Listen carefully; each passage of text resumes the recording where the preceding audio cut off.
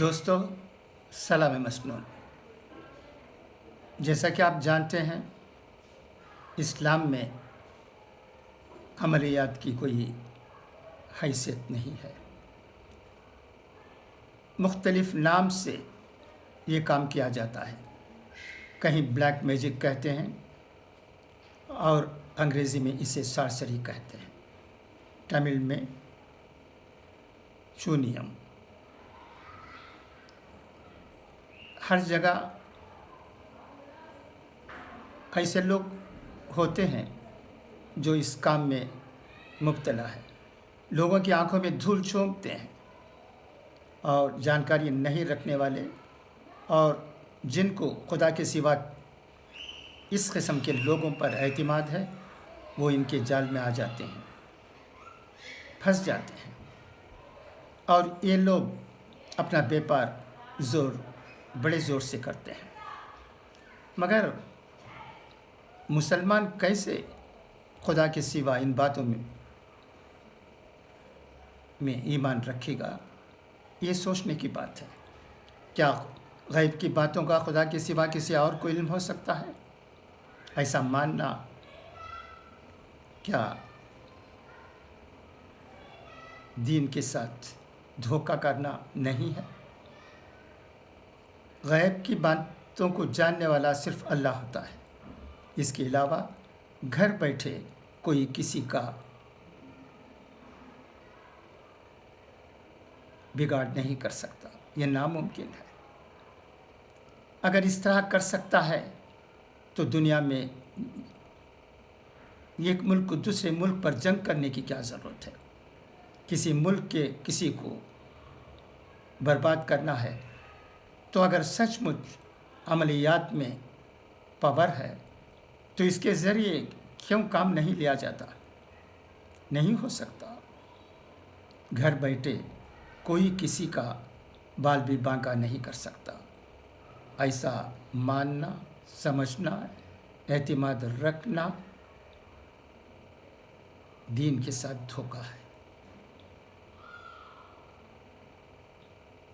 آپ دیکھتے ہیں کہ بورڈ لگے ہوتے ہیں چند جگہوں پر، چنئی میں بھی اور کئی گاؤں میں بھی، جہاں اکثر لوگ جاتے ہیں۔ وہاں رہنے والے جن کو ہم عامل کہتے ہیں، ان کے پاس پہنچتے ہیں اور کہتے ہیں کہ مجھے تکلیف ہے، پیٹ میں درد ہے، یہ تکلیف دور ہوتی ہی نہیں۔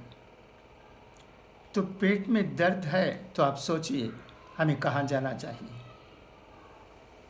ڈاکٹر کے پاس یا حکیم کے پاس جانا چاہیے جو اس کے لیے علاج کر سکتے ہیں۔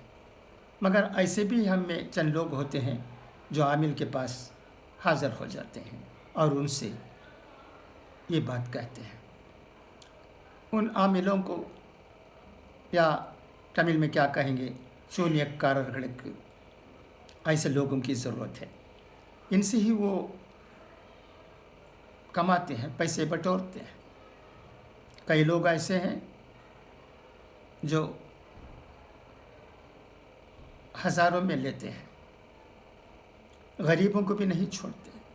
مسئلہ جو بھی ہو آپ کا، پیٹ میں درد ہو، سر میں درد ہو، بیماری ٹی بی ہو، کینسر ہو، جو بھی ہو، یا بیٹی کی شادی نہیں ہوتی،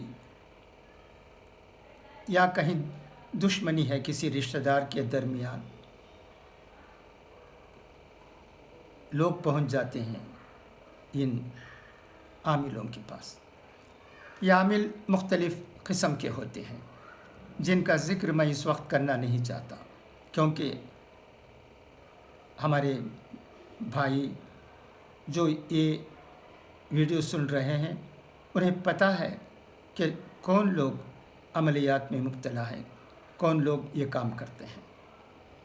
وہ جو بھی کریں، ان کی شکل و شباہت جیسی بھی ہو، نام جو بھی ہو، مسلمان نام ہو یا غیر مسلمان نام، وہ کسی بھی مذہب سے تعلق رکھنے والے ہوں، हमें इससे कोई वास्ता नहीं। हमें तो ये समझना चाहिए कि एक अच्छा मुसलमान, एक अच्छा इंसान इन चीज़ों पर कैसे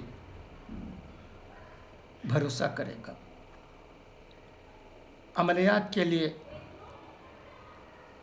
क्यों उनके पास पहुँचेगा? इस तरह पहुँचना बिल्कुल गलत बात है। साफ इस्लाम में कहा गया है कि अमलियात करना भी गलत है और अमलियात में एतमाद रखना भी गलत है। ऐसे गलत कामों को ना करने की ज़रूरत है, ना करने वालों के साथ मिलकर हमें भी इस गुनाह में मुब्तला होने की ज़रूरत है। तो मैं ये कह रहा था कि इस्लाम में इन चीज़ों की इजाज़त नहीं है। अगर हम ठीक तरह से इन चीज़ों को समझ जाएंगे तो अल्लाह हमें बेहतर इंसान बनाएगा, बेहतर मुसलमान बनाएगा। आप ये न देखिए कि ये अमलियात करने वाले कौन हैं। आप ये कहते हैं कि ये फ़लाँ आदमी है, फ़लाँ आदमी है, तो इससे कुछ नहीं होगा। हमें उन आदमियों को, उन लोगों को, उनकी शक्ल शबाहत पर नज़र दौड़ाने की ज़रूरत है। हमें तो ये देखना है कि इस्लाम में अमलियात के बारे में क्या कहा गया है। फिर मैं दोहराता हूँ, अमलियात की इस्लाम में इजाज़त नहीं है, बल्कि ये काम धोखा है जिसे हम समझने की ज़रूरत है। खुदा करे कि हम में समझने की तौफीक अल्लाह अता फरमाए। बस आज के लिए इतना ही। खुदा हाफिज़।